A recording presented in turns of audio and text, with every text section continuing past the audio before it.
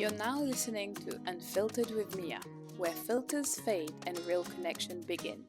Each week, I sit down with inspiring guests, all share solo reflection for raw and honest conversation about growth, challenges, and the wins that shape us.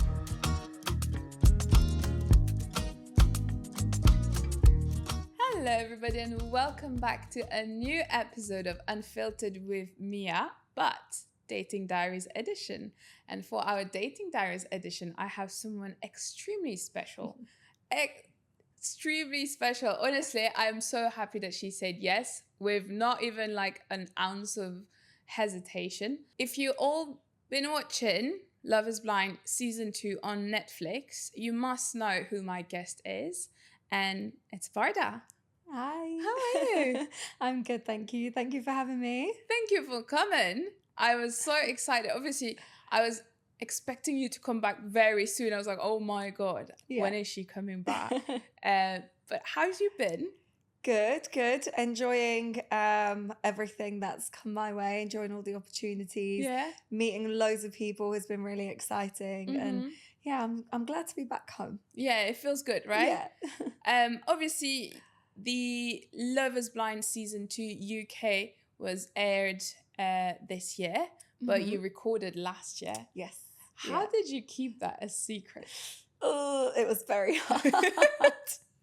The thing is, because I moved to Dubai literally right after filming, a few weeks after, and I've been meeting new people, making friends, just starting a whole new life, and it felt really awkward to kind of start friendships with not lying, but sort of hiding the truth a little bit. Okay.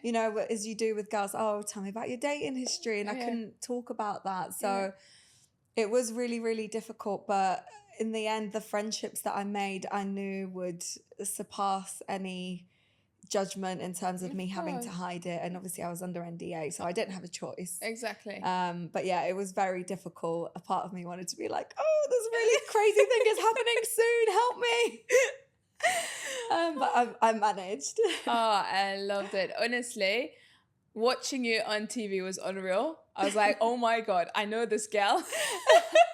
Literally. I thought the same. When I watched it back, I was like, she looks familiar. And it was so funny. Side note, guys, I'm just telling her the reality of things. But yeah, we were going to Liv's house literally every Wednesday, and we're just watching episode together. It was so nice to be watching all together. It felt like we were there with you. So no, it was really, really wow. Loved the whole thing. But we've watched it all of us has watched it as a audience perspective, and obviously, as any TV shows, there's a lot of cuts. There's a lot of things that we don't know about. Yeah. As today's episode is a dating diary edition, so obviously I thought you would be the perfect fit for that edition because you've been on a dating show. Yeah. Which is not your usual dating experience, right? Yeah. No, really. Funny enough, eye-opening. Ironically. I watched the show for years. I was such a big fan. Okay. And having seen it from like the beginning, you've got Lauren and Cameron from season 1 in the US who are still together, who are now having a baby, and so many other couples that are still together. For me, it just seemed like the best suited. If I was going to go onto a reality TV show, it would be something like this because I felt that I was at an age where I was ready to get married. Okay. And I really believed in the experiment. I believed in the process. Like I said, there are people that are still together. Yeah. 8-9 years later. So I wanted to be one of them, of course. And I think in today's dating world, as someone who's been single for a few years now, it is hard to date. And a lot of dating comes down, particularly in Dubai, comes down to looks, and it's all very, surface level. And I thought, how nice would it be to fall in love with somebody's soul rather than the exterior? I completely agree with you. So obviously we are going to go back to the very beginning of your whole experience. Did the production reach out to you, or you reached out to them? How did it work? So one of my best friends, she sent me an Instagram story. Okay. And we were both single at the time. And she just went, if you will, I will. And Okay. it was an application to Love is Blind. Okay. And I don't like backing down from Des. Okay. So I was like, of course I'm going to do it. Okay. So yeah, she ended up meeting somebody literally within a month of sending me that. And she's now Really? happily married with a son. Oh, bless. So yeah, she got her fairy tale love story, and it couldn't have happened to a better person. I'm so happy for her. Mm-hmm. But yeah, I decided to go and, apply, and I got a call within like half an hour. Really? And then the process it was quite a lengthy process. It was about 4 or 5 months maybe, Okay. just back and forth, lots of video calls, lots of like psych tests, just to make sure we were clinically sane. Okay. But yeah, it was a lot of forms, a lot of work. Mhm. And yeah, I think about a week before we were set to travel to the, filming location Mm-hmm. is when they told me that, I was one of the final cast chosen. Wow. Okay. Yeah, so it was crazy. It was just such a crazy time, but really exciting. Okay. Yeah. So obviously then you join the experience, you go there. So you start with the pods where you have no contact of the outside world. None. You're literally with only the girls. Yeah. And you are speed dating through a wall. Yep. Talk to me. Obviously, I know people have talked a lot about it. Yeah. But I want to know, what was your feeling? Like, obviously, I know you're very close to your family. Yeah. How was that whole process of like, okay, you're not going to hear from me, but I'm okay. Yeah. And then go through that experience. And talk to me about the whole pod experience. Oh God, it's surprising I didn't go insane, really. It was such a fun and exciting and like new thing. Yeah. Like, we've all been on dates before, like it's whatever, you get dressed up, you go out for dinner and so Correct. on. So this was like, you get hyped up because there's loads of other girls as well. And there is that little bit of competition. What if you're dating the same people? And I went in with the thought process that I won't tell, if I did get on with somebody, that I didn't want to share it with anyone else, because I didn't want to hear other people's experience with them. Mm-hmm.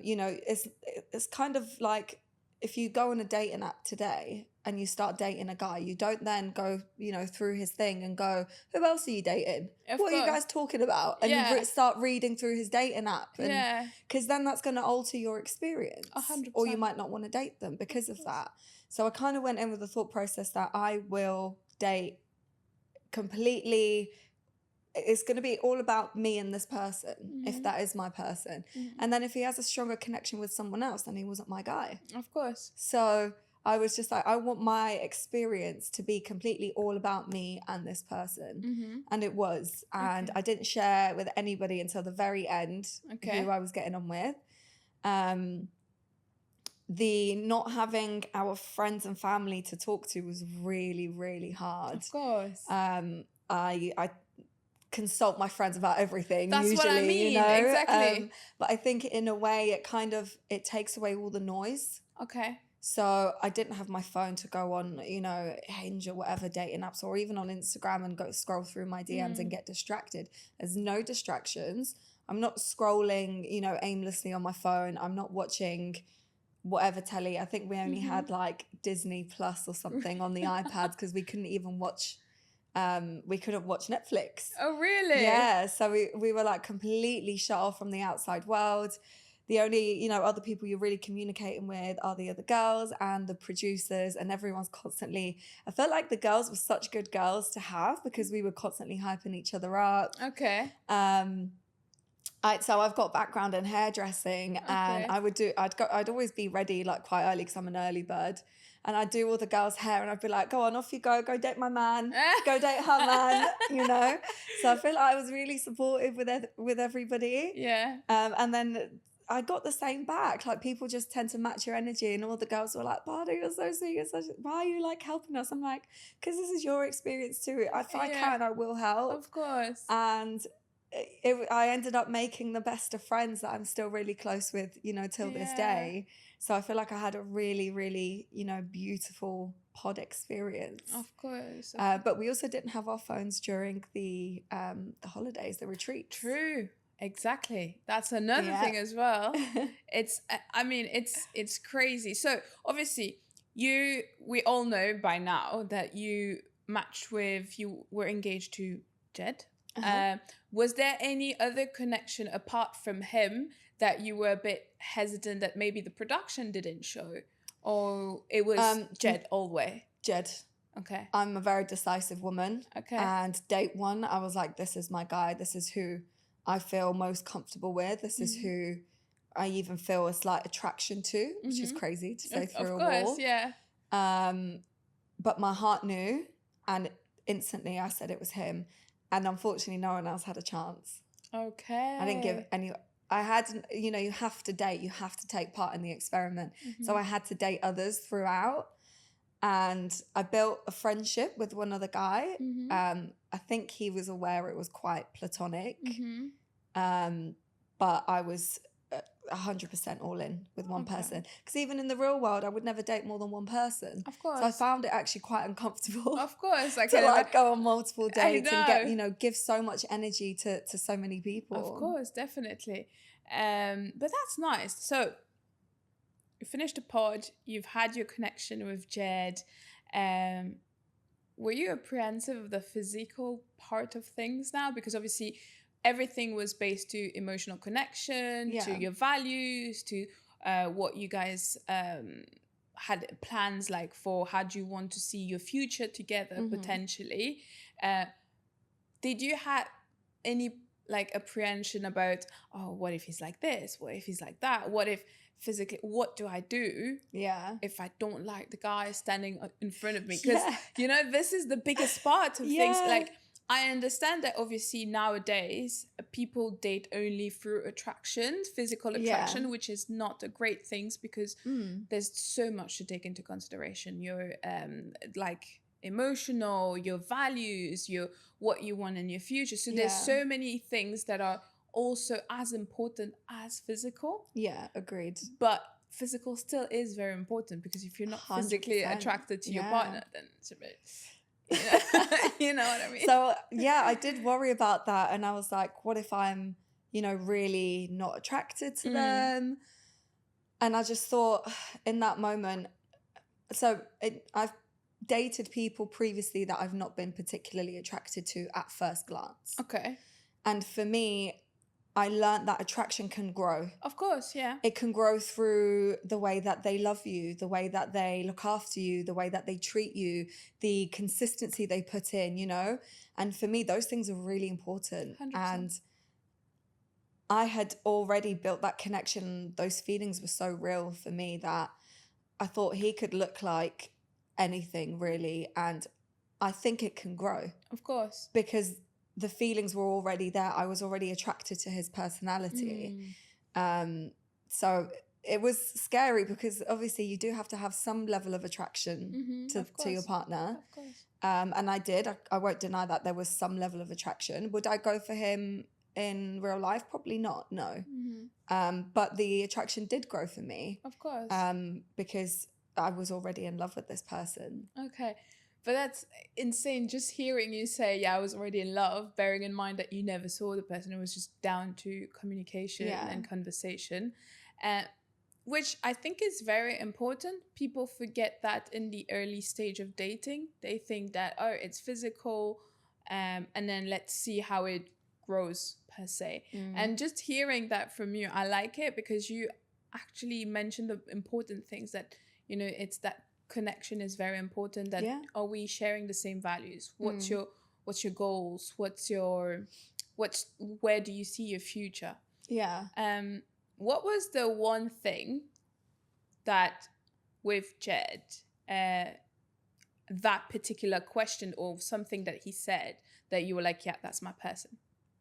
I think there were like two non-negotiables for me, and one is no drugs.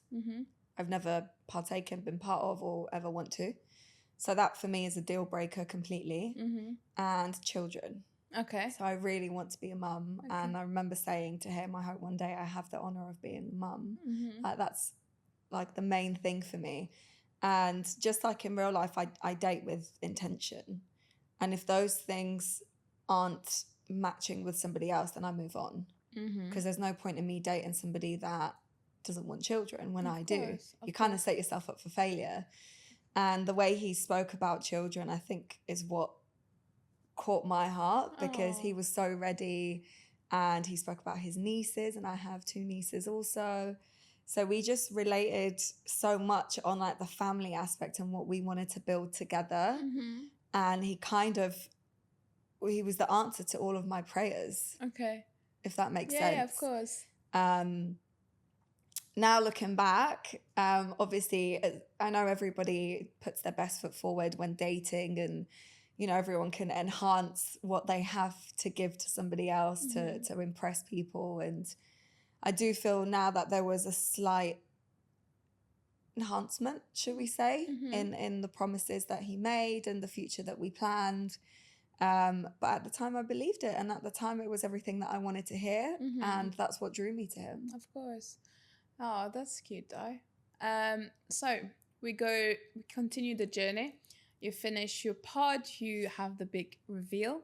You see him in person. Tall man compared to But anyone would be compared to me. I'm small. But it's cute. I mean, I'm relatively petite, not as, I think, how small? 5'2". Okay, we're around the same height, but like we like a tall man, you know? So you finally have the reveal. Do you right away go to your honeymoon, or is there a wait in between? So there's like 3-day wait. Oh, really? So the reveal is literally like 10 minutes. It's really, really quick. It's basically what you see, but like even shorter. And then you travel back from the destination of where the pods are. We traveled to the UK. It was like a 1-day turnaround, and then you travel. So every time you travel, you don't film. Okay. So the travel back was 1 day, then we had 1 day off, and then the travel back was another day. Okay. So then we get to Cyprus, and it's all really exciting, because also just like the audience has to wait to see the next stages, you know, the reveal and then the retreat. We kind of had to wait as well. So it built up a lot of tension, it built up a lot of excitement. And like you've seen them now, but it's been 3 days and you've only seen them for 10 minutes. You start to forget what they look like. Of course. So in my head, I'm like, wait, did he look like that? Did he have that? Did he have any hair?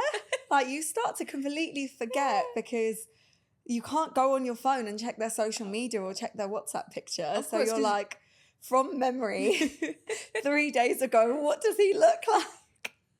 So it's almost like a second reveal the second time you see them, which in itself is quite exciting. Of course. And it just builds emotions of excitement. And I suppose you're on your honeymoon stage. Of course. It was this suspense was just what I think made everyone. Of course, I can imagine. Yeah, really excited. So you go on your honeymoon.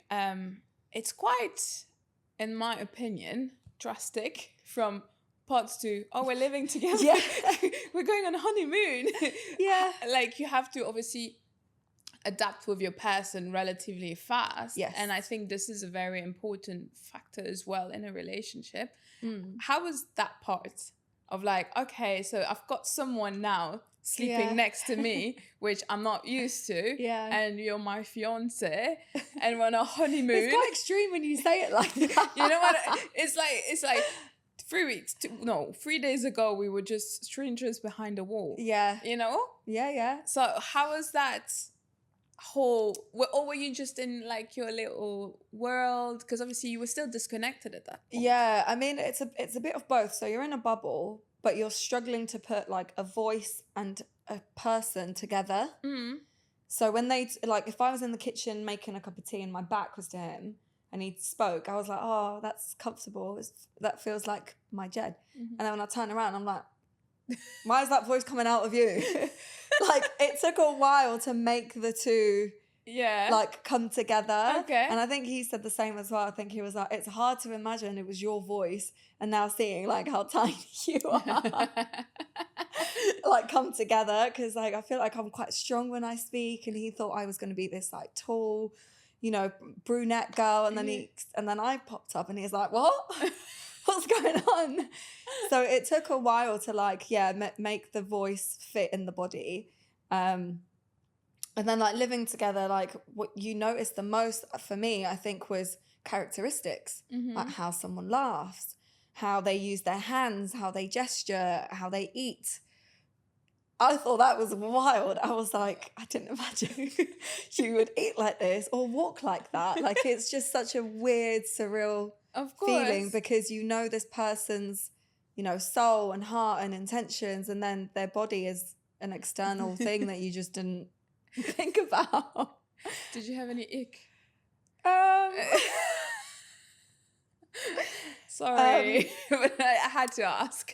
Probably like the way he ate was some getting used to. Okay.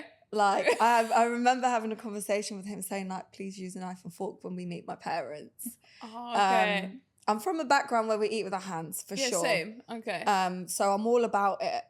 But at first, like, because this is, I also Your consider this first dating, of course, you know, and you want to like, it's the beginning stage, you know, it's like, yeah. So like he'd like pick up stuff and it'd like fall on his face and he wouldn't notice, and I'm like, I couldn't like unsee it, and you can't run away, you have to say it. So I'd be like, and here and there, and it was just everywhere, and I was like, oh God, this is gonna take some getting used to. But I don't know if ick is the right word, because I got past it and I was like, this is the person I love and I'll take him and his mess, of you course. know? At the end of the day, that's another thing. When you love your person, however ick that we say, like we put out there, you're like, it's okay, I still love you, you know? Because your soul is still what I want. Exactly.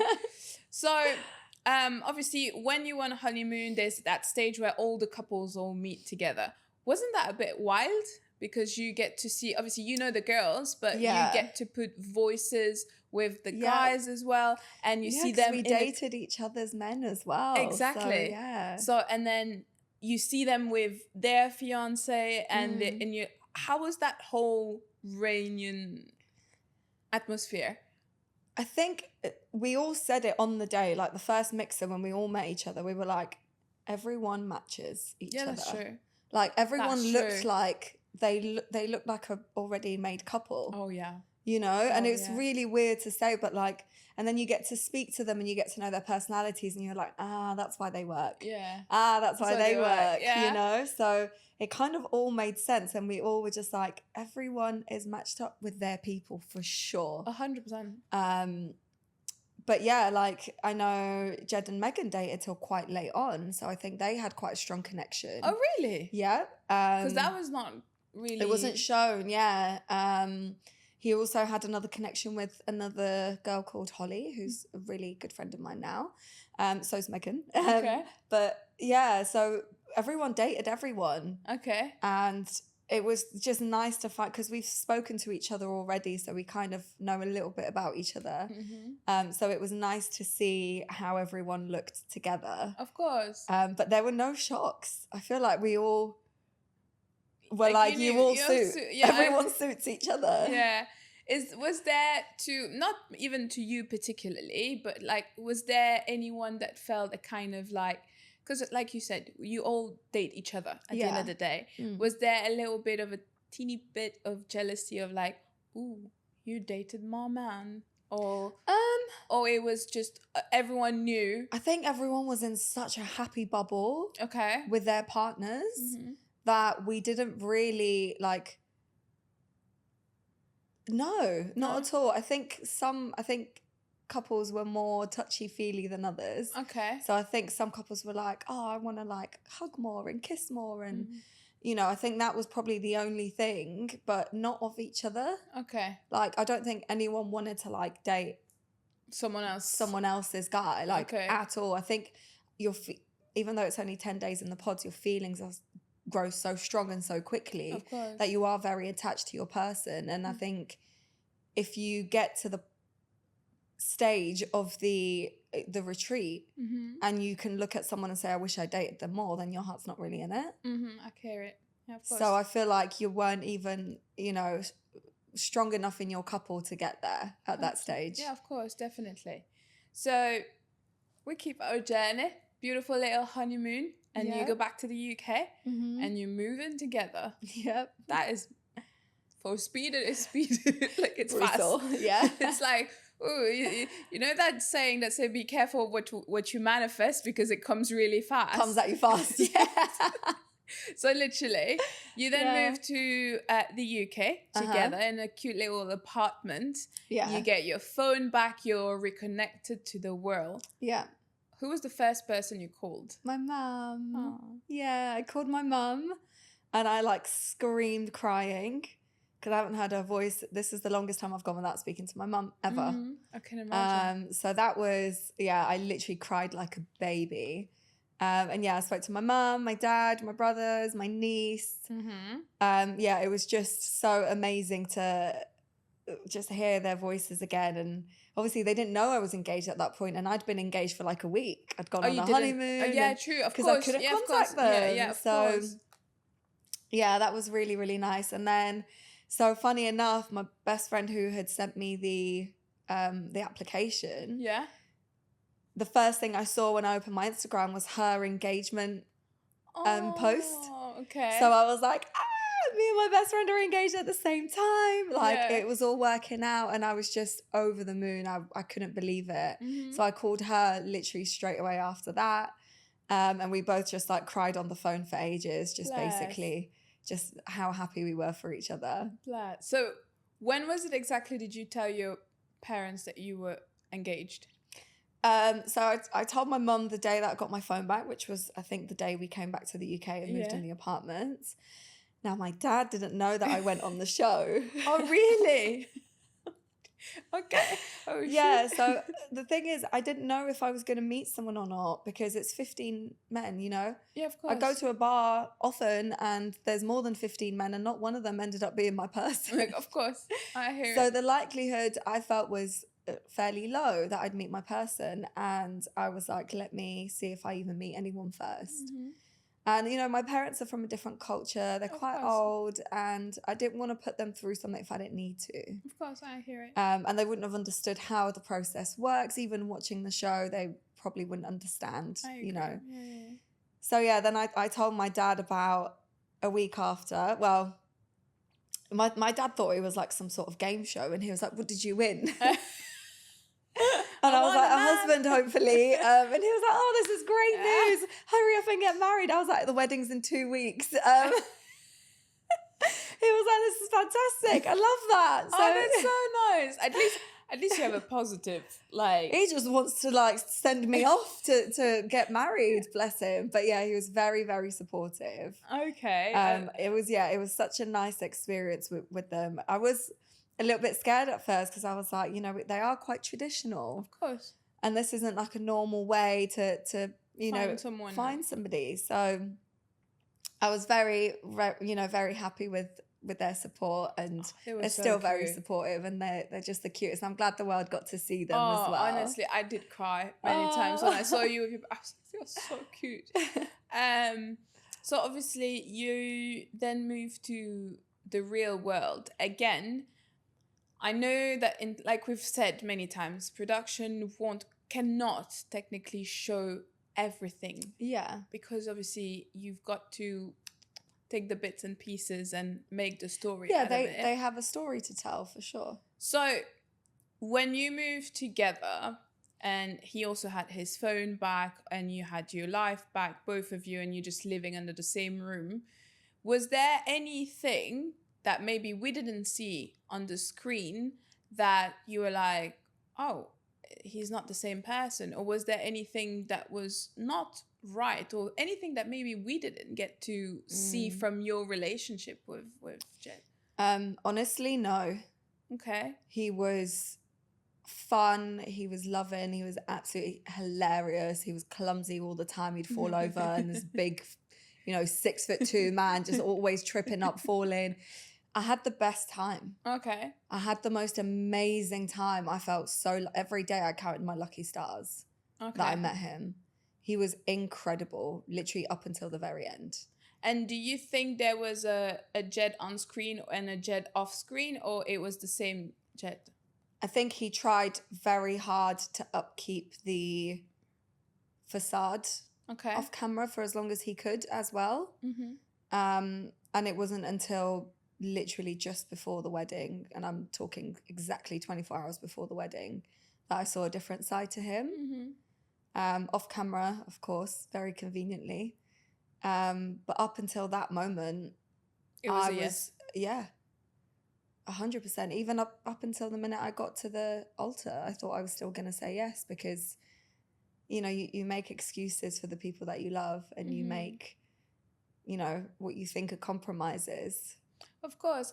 And now I have to ask you a question that is back to your previous dating experiences, because there's one thing that I actually said hats off to you, to be honest, because you were on a dating show. You could have said yes because he seemed to be an adorable man. Now I'm not here to badmouth nobody. I don't know them personally, but from my experience is sometimes when you're still because the experiment is great as itself, and I truly think that even myself, if I were ever to do any kind of dating reality show, it would be Love is Blind, because it's like it looks a bit more pure than any other TV show that I've seen so far. But obviously everything is like fast tracked, you know, you don't have your typical, okay, let's get to know each other slowly, surely, and then we go till that time. And then there's also that other saying that says, when you know, and you can go straight after maybe a couple of months and get married, and that's it. You found your person.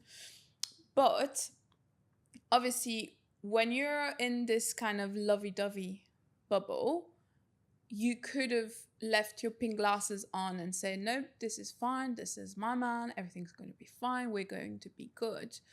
But the fact that you stood up for yourself and you said, hey, hold on a minute. This is a commitment. I have to say no, not because I don't love you, but I want to make sure that if it's a yes with no hesitation. Yeah. So where I'm going through this explanation is that, were you ever in the past, in your previous relationship, you said yes to a lot of things that you knew was not okay, that helped you today to have been able to make such decision that you were able to back off, knowing that you wanted to get married, you still want to get married, you want a family, you found your man, you had everything in front of you to be able to say yes, but then you stopped a moment and you're like, hold on a minute, it's not just all lovey-dovey, there's few things that we haven't experienced. So talk to me about that. So naturally I think we all have, you know, who we date growing up and up until our current stages shapes us. Of course. You know, and I feel like the way that I look at dating and, you know, settling down. So I was also previously engaged. Okay. Prior to the show to somebody else. And, you know, I thought I was getting married. I was so sure. I was so happy. We picked our wedding venue. I picked my wedding dress. I was so ready. And this person ended up being unfaithful. So I had to walk away. Yeah. That wasn't easy. That was someone that I knew for a long time. I was living with for a long time. I planned my future with, and I chose me because I won't tolerate that. Of and course. I think once you tolerate one or two things, it becomes habit. Oh, 100%. And for me, that was, you know, the exact same reason why I said no this time, because I saw a side, and Jed was not unfaithful as far as I'm aware. It's not in the same reasoning. Okay. But I saw a side to Jed that I didn't like and I won't tolerate.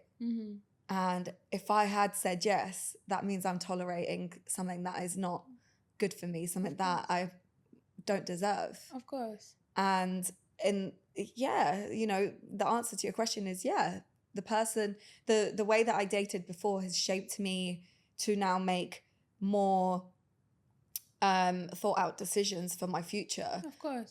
What do I want? Do I want to get married, or do I just want to date? I'm dating, you know, with intention. And these things don't sit right with me. Of course. No, I will not accept less than. And I hope that came across, because in that moment, just before the wedding, I felt less than. Okay. And I wasn't going to tolerate that. So I chose me in the end. And I think it was the best decision I've 100%. probably ever made. 100%. And I think obviously a lot of people from the audience, because they don't, like we said, they see only bits and parts of the whole relationship, and everyone must have been shocked, like, oh my God, like they were perfect. I was shocked, if I'm completely honest. Like, I didn't know I had that strength in me. Yeah, you see. And I was a broken woman at that altar, and I could have gone either way. I could have said yes because it was the easy thing to do. And the thing is, obviously now coming out of it, he would have said no anyway. Really? So the only difference would have been that it was either me or him that was going to be the villain. And I thought he was going to say yes. No, he was going to say no. And what was his reason? I don't really know. We never spoke about it. Okay. To be honest, we were not aligned in many things. You know, the person that he was during the pods and during the dating aspect was someone who spoke my language. Someone who wanted all the same things as me in terms of a future, children, family. And the person he was at the end was someone completely different. I hear it. So yeah, he wasn't going to say yes anyway. So I feel like the whole internet going mad at me and, you know, being angry that I left this poor guy, he was going to do the same to me. Yeah, So, of course. Like, I'm sorry I beat you to the punchline, but we were going to end up with the same result. Okay. Well, I mean, to be fair, we all know people are very judgmental. They like to judge off what they see on TV. This is the reality of when you're in a show, or even, you don't have to be on a show. People are like that even just by having an open Instagram. Yeah. You know what I mean? Yeah. But one thing I want to point out and stretch on the point that you've mentioned is that you stood up for yourself, that you could have said yes and got your married life, got your husband, probably got kids, but you stood on your values and because you understand your worth. Yeah. A lot of women, even myself, struggled with that, you know, of understanding of, okay, I am worthy of this and I'm not going to settle for that, you know. And that's a beautiful message to put out there, because every woman is worthy of the whole best of the best. Exactly. Yeah. You know? Yeah. I mean, I struggled with that when I was much, much younger. And I think I had like a shift in my mentality where I just felt like I've never met anyone as loyal as me. I've never met anyone as loving as me. I've never met anyone that would do anything for anybody like I would. And for me, it's so rare. Not that, you know, women won't do that, because they will. Okay, of course. But I stand in my loyalty so fiercely that for me, there is no one that can compete with that. Okay. So the man that I'm going to be with is either going to see that and appreciate it, or he's not. Okay. And that's it. It's as simple as that. And if you're not going to appreciate it, I won't gift you with that. I see. Do you know what I mean? Of course, 100%. And I will not allow any less than the same back. Okay. And I didn't feel that. And if I am single until forever, then so be it. I will sacrifice being a mum. I will sacrifice being married. I will sacrifice anything to make sure that I am treated in the way that I deserve. That's beautiful. And I really hope that this message is really put out there, because a lot of women struggle with that, and they settle for breadcrumbs, how we call it. Yeah. Because how many single women are out there in today? Even in Dubai. Yeah. Forget even Dubai. Now in the UK, now all around the world. And because we are all attached to, I want to be married to a nice man that can provide for me love, and we just settle with the breadcrumbs, you know. We are scared to walk away from relationship that potentially are not good for us. Yeah. You know? So I think with stuff like that, and I talk to my friends about this all the time, because they have a very different perspective on dating to me. Okay. Like, they will, you know, entertain dates here and there with guys that they know aren't really good for them, or they'll linger on with exes for much longer than necessary, which for me is detrimental. I hear it. I have like a very cut off thought process. If it's not going to serve me, it's going to go. Okay. It's gonna go, like, that's it. And if this guy that I'm seeing, getting to know, if I feel isn't right for me, I won't waste time. Because in a way I am kind of on a mission to find my person. 100%. And so much goes into dating for me. Like I give as good as I get, and I really put in the effort. I really listen to them. And I think those things are really important. Yeah, of course. And, you know, one of the main reasons for my decision was also the fact that, going back to how I used to previously date, I saw so many red flags along the way, and I learnt from them. So I know what the signs are. And that's what I ended up seeing, you know, just before the wedding. I saw those signs. And yes, everyone's different, and I can't, you know, judge Jed based on a previous partner, but I can judge the actions. Of course, 100%. And I would be stupid to ignore them. And I would end up, you know, being in a terrible situation. I'd be looking for a divorce lawyer. Of course. I don't want that. And I thank God every day. Thank whoever's up there. I don't know who's there. Whoever's out there, thank you that I was able to see these signs. Thank you to him for showing his true colors. Of course. You know, and I'm so grateful that I was able to see that and make, you know, an informed decision. Yeah, it's a blessing in disguise. Yeah. You know, some people would see it as, oh my God, yeah, my whole experience failed. I didn't find my man. I didn't think... My goal failed, yeah. for sure. Like, I had this conversation with my friends a few months after the show, and I was like, the mission I went on was a failure, for sure. But I don't see that as me being a failure. Yeah. The concept of the show is to end up married. I didn't get married, therefore I failed. It's literally what happened. But that's not going to stop me from dating again. That's not going to stop me from, like, pursuing someone else again, or something that's better for me. Of course. But the whole experiment, I think, was amazing. I'm so glad that they picked me. I'm so grateful they picked me to experience something. So I wish everyone could have a go, because it was an amazing experience, you know? Would you do another TV show? Not dating. Okay. Because I don't want to do the whole one dating multiple people, kissing everyone, and that's not me. Yeah. It's not who I am. I'd love to do like a fitness dating show or something. Yeah. Not dating, sorry, a fitness show of some sort, or like some kind of competition. I think that would be really fun, because I'm actually quite a fun, like, energetic person. Yeah. But in terms of other dating shows, my goal was to get married. And there aren't many other shows that result in that. And I think the more dating shows you do, the less likely you are to find your person. Of course, no, I hear it. So now I need to tell you, and I just told you when I saw you just now, we have to talk about the reunion. Excuse me, a moment of appreciation for the dress. That dress, oof, I was like, wow. I was like, thank you. It is the definition of perfection. Thank you. I think couldn't, so. I couldn't have seen you in any other dress that this just, you know, when, like, you know, you didn't potentially find your perfect person or match, but you found the perfect dress. I found the perfect dress. That dress was, it was everything. The color, the design, the way it fit your body. I was like, no. I'm so grateful for that dress. I ordered it like 2 months in advance. Okay. I had it specially ordered from this designer called Albina Dula from Kosovo. And I said that was one of their original designs, but I had a few tweaks made, because I was like, I want mine to be slightly different. So I got the corset to be a bit more dominant and a bit higher. And then I got the slit as well. And I had my good friend Annie, who is a tailor. She helped me tailor the dress even more to my exact measurements. Okay. So it literally was made for me. Oh, it was stunning. And I was so happy. Funny enough, I saw Chriselle Staus from yes. Oh my God, the Selling Sunset. She wore the same dress but in silver. And I was like, I wore it first. Yeah, I know. I saw it and I was like, oh my God.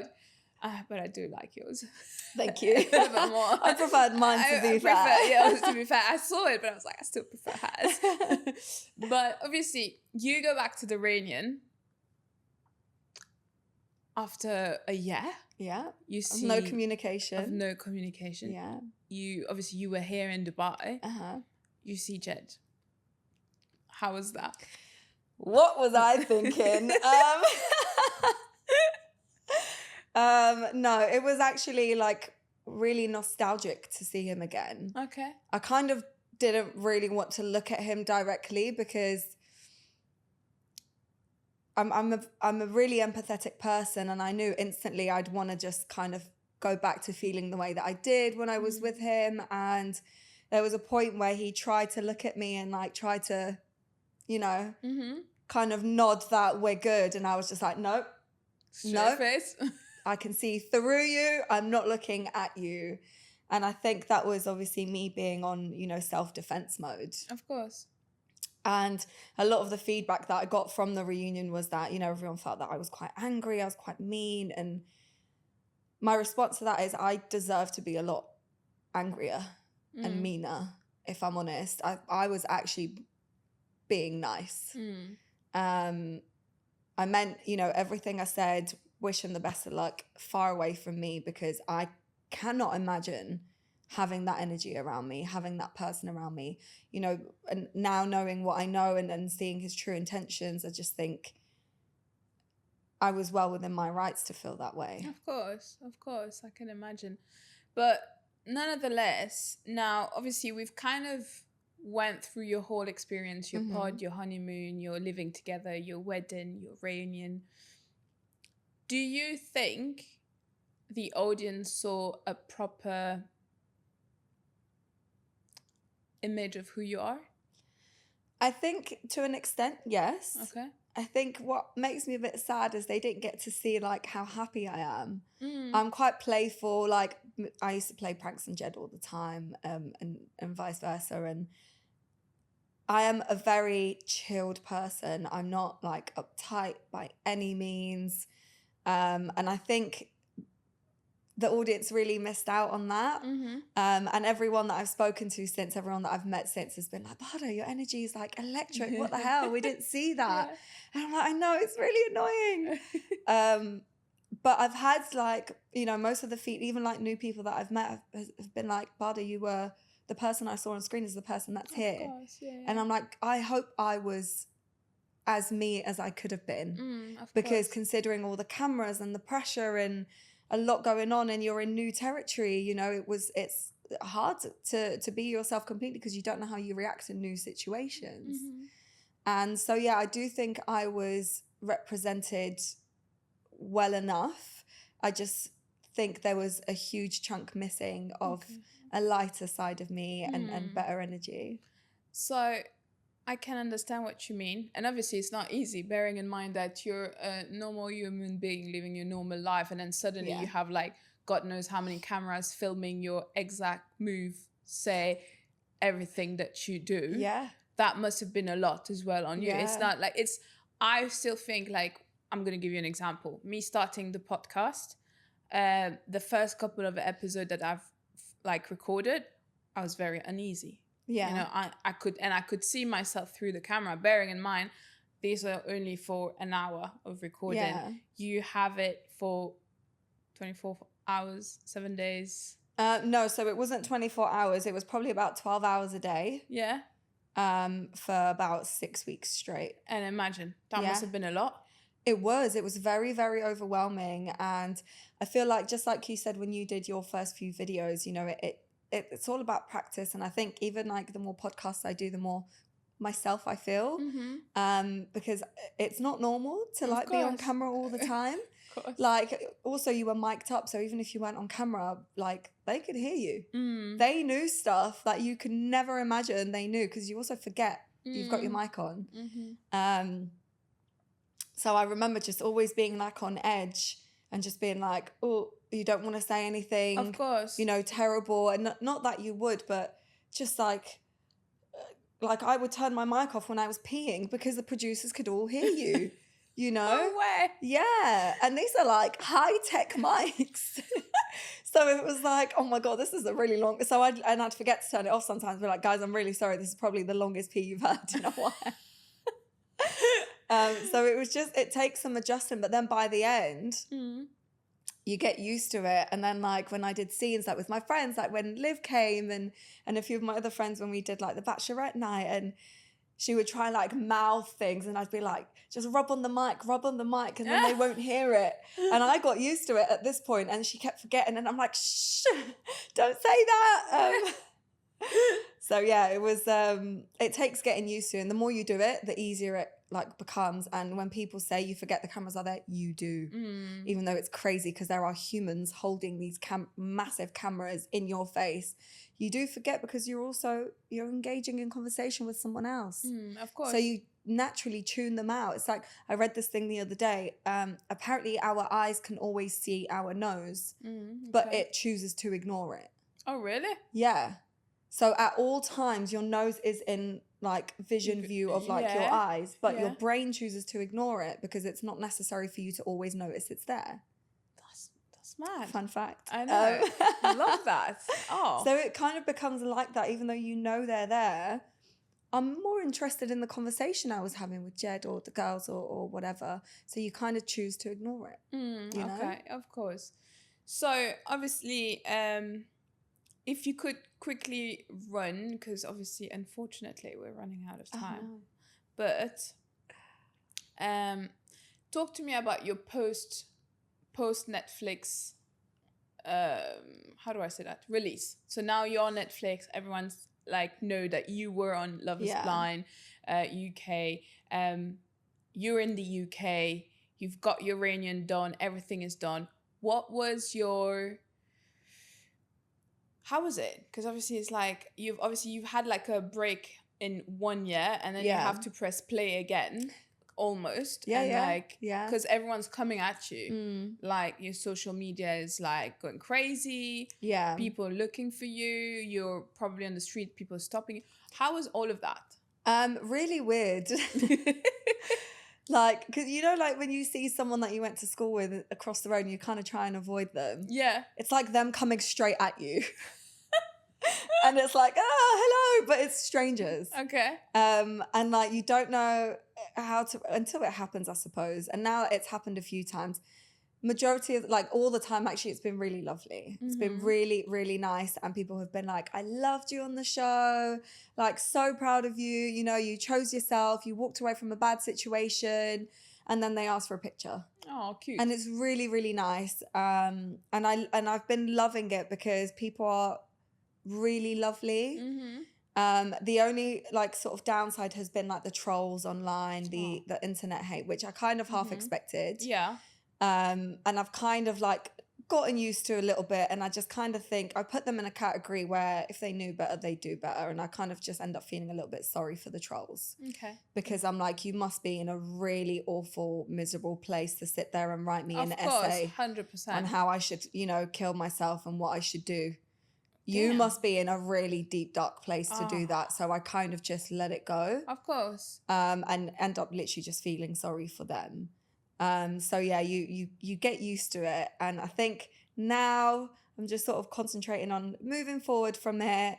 It was an amazing experience. I didn't find my person, but the search continues. And for now, it's all about like, how do I move, you know, on from this?